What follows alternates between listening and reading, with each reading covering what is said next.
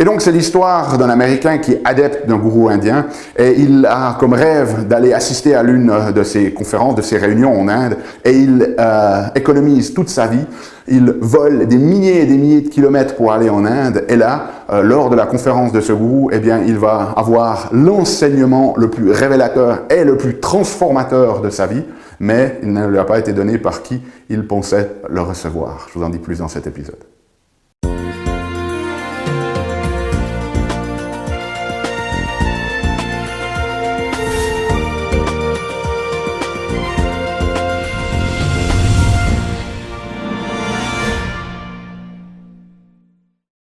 Alors, dans cet épisode, ce que nous allons faire, nous allons parler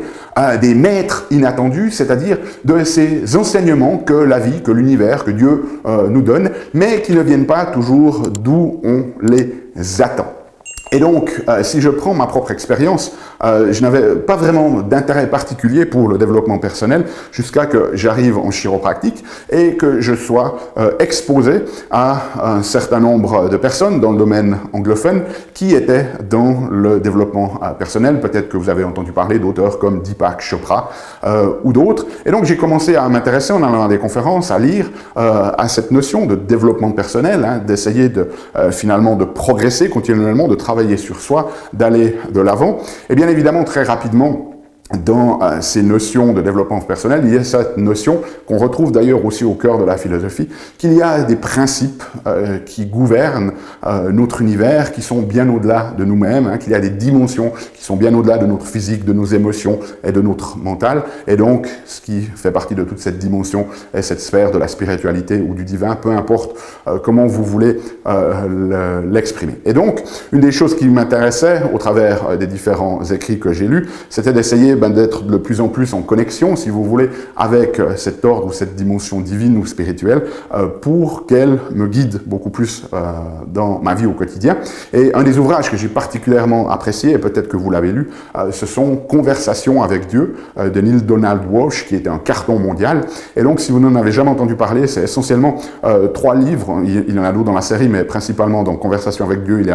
c'est 3 tomes, si vous voulez, où l'auteur, qui avait une vie vraiment misérable, un jour a commencé d'entendre Dieu lui parler, et donc il a commencé de retranscrire en fait cette conversation qu'il avait avec Dieu. Et donc,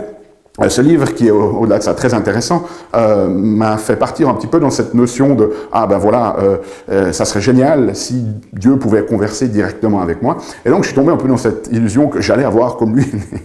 une conversation directe, si vous voulez, hein, comme si on pouvait prendre le téléphone, et donc à faire de la méditation, voilà, et attendre ce message qui ne venait jamais. Et ça a amené un peu à de la frustration jusqu'au jour où j'ai entendu une histoire que je voulais partager avec vous aujourd'hui. Et c'est l'histoire d'un Américain qui est adepte en fait d'un gourou indien qui a des enseignements spirituels. Et le rêve de sa vie, eh bien, c'est de pouvoir aller écouter cet gourou indien qui vit dans un ashram en Inde. Et donc, il économise pendant plusieurs années pour pouvoir se payer ce voyage. Et puis, il prend l'avion,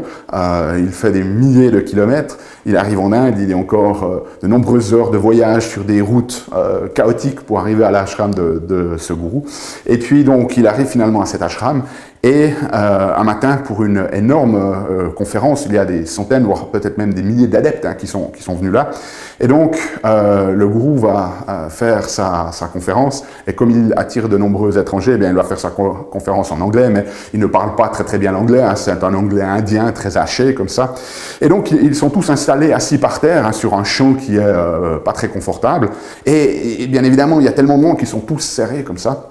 Et donc il est tellement excité de voir ce gourou comme ça, et le gourou vient sur scène, lui il est à plusieurs centaines de mètres, donc il le voit déjà pas très bien, il y a des haut-parleurs, mais voilà, entre l'anglais haché, les haut-parleurs, la distance et tout, ce n'est pas une expérience des plus agréables pour lui, surtout qu'il a fait de nombreuses heures de vol, il est fatigué et tout. Et donc le gourou commence sa conférence.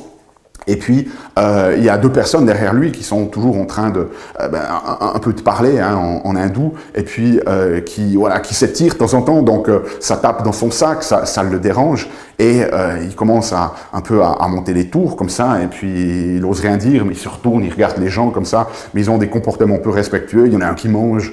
pendant la conférence, donc finalement, il n'entend pas vraiment ce que dit le gourou, et puis ces gens derrière lui font du bruit et tout, et donc il commence à vraiment monter les tours comme ça, et au bout d'un moment, il se tourne vers la personne qui est à côté de lui comme ça, et puis il dit ah mais c'est incroyable, moi je fais tous ces kilomètres pour voir venir ce gourou ici dans l'espoir d'avoir un enseignement transformateur pour ma vie, et puis il y a des gens irrespectueux qui me dérangent et tout, et la personne à côté de lui dit tu pensais que celui qui allait t'enseigner l'élément le plus révélateur, le plus transformateur de ta vie est devant toi, mais en fait, ils sont derrière toi. Et c'est là, en fait, qu'il prend conscience qu'il était à la recherche d'un message, d'un enseignement, si vous voulez, qui est à l'extérieur, hein, dans ce cas-là qu'il attribuerait à son gourou, mais que les vrais maîtres, en ce moment, ceux qui lui enseignaient une autre vérité, c'est ceux qui étaient derrière lui, ces gens qui se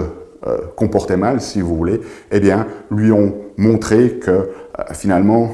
il n'était pas encore aussi centré qu'il pensait l'être, puisque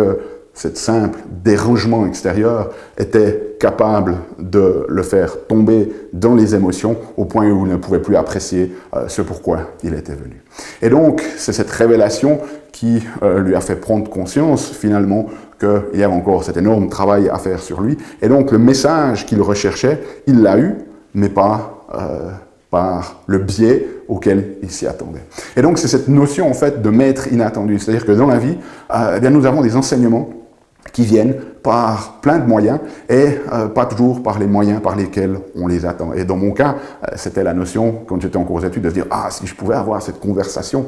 avec Dieu comme Neale Donald Walsh », alors qu'en fait, l'univers est toujours en train de nous parler. Il nous parle au travers d'une chanson qui passe à la radio, il nous parle au travers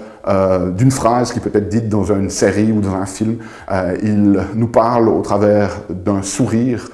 d'une personne dans la rue, il nous parle au travers du chant des oiseaux, il nous parle au travers d'un moment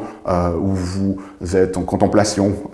devant un lac, peu importe, mais l'univers est toujours en train de nous parler. Nous avons toujours ces messages qui sont là, ces maîtres qui nous apprennent des choses, mais qui sont souvent inattendus. Et donc, ce que je voudrais vous inviter à faire dans cette vidéo, c'est vraiment de rester ouvert à cette notion que oui, l'univers parle toujours avec nous, mais que très souvent, ces messages viennent au travers de maîtres inattendus et pas de ces canaux officiels de communication que l'on projette sur l'univers, la notion de dire, voilà, comme cet Américain, le message transformateur va venir de mon gourou alors qu'il est venu d'un inconnu qui se comportait mal, la notion de je vais évoluer personnellement si je peux avoir une conversation directe avec Dieu comme Neale Donald Walsh, alors que les messages que j'ai reçus dans ma vie sont venus au travers d'autres expériences. Et dès le moment où on s'ouvre à ces possibilités, eh bien, on va être beaucoup plus apte à capter ces messages. Et donc, ce que je voulais partager avec vous, c'était juste ce message de dire, voilà, l'univers nous parle constamment. Est-ce que l'on est, nous, par contre,